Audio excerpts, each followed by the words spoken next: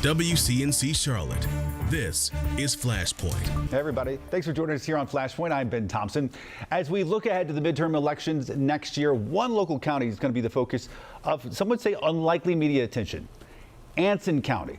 It's a rural place about an hour or so southeast of Charlotte. Perhaps you or a loved one live there, or most likely you've at least driven through on the way to the beach like a lot of folks. Well, NBC News is going to be focusing monthly reports on Anson County and taking a deep dive specifically into the rural African-American vote, a group that helped turn North Carolina blue for Barack Obama, but not necessarily for Joe Biden. Joining us today, moderator of NBC's Meet the Press, Chuck Todd. Chuck, thanks for coming on. We appreciate it. NBC News once again spotlighting specific counties across the U.S. You got it? Ahead of the midterm, which is now just about a year away at this point.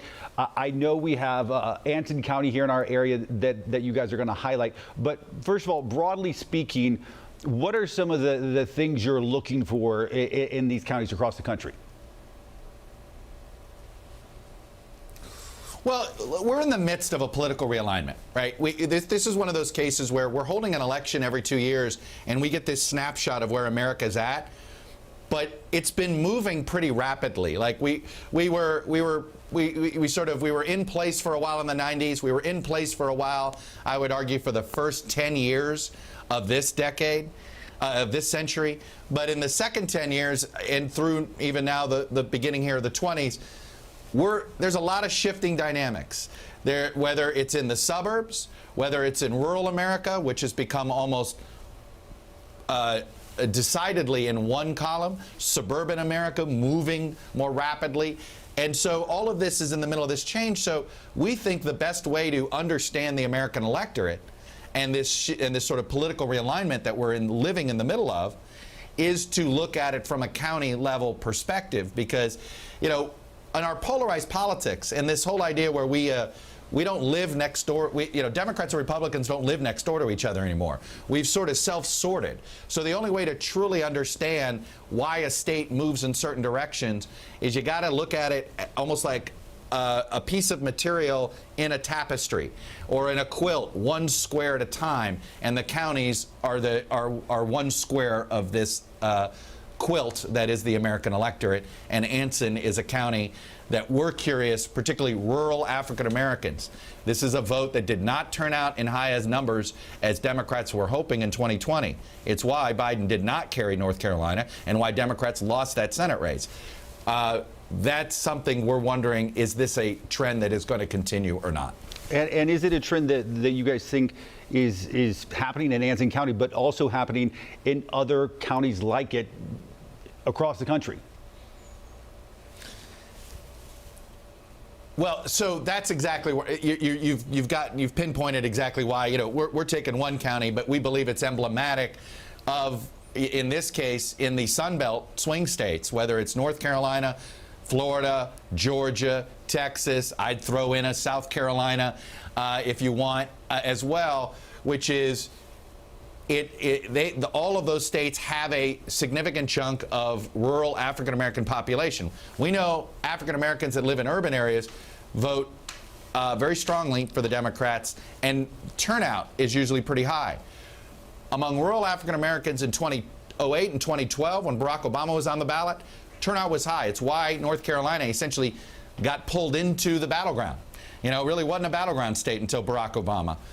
But Republicans have been eking it out. And when I look, it's specifically those border counties between North and South Carolina.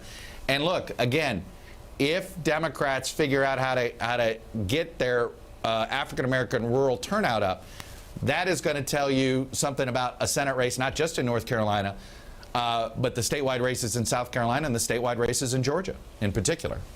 And what do you think? I mean, in your view, a lot of this comes down, in some cases, cultural issues. You have the Biden agenda, many would argue, would help folks in rural America. And whether or not that passes, of course, is going to be determined of whether or not they do well in the midterms next year. But can they legislate on some of these cultural issues that are going to appeal to some of these folks? That's a great question on the cultural front. I don't think so. I think that the Democrats believe what they can get done in this next 6 months, right, is trying to help on the economic front. Look, they're not going to get new voting rights legislation passed through this Senate right now. That doesn't mean they don't try to turn it into a campaign issue to motivate voters to the polls.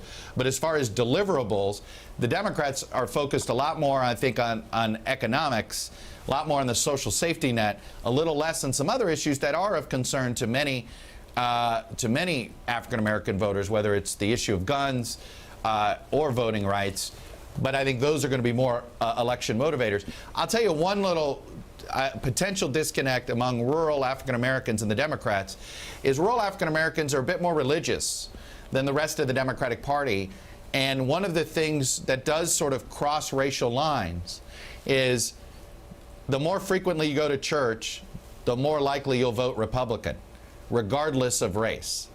And that is another thing here that I think Democrats are trying to figure out how the secularization of the Democratic Party could run into a little bit of an adversarial relationship over time with more religious African Americans. We haven't hit that point yet, but it's something that Democratic strategists have told me about, that's for sure. Well, and the Trump campaign touted the fact that they made some inroads within communities of color across the country, especially men.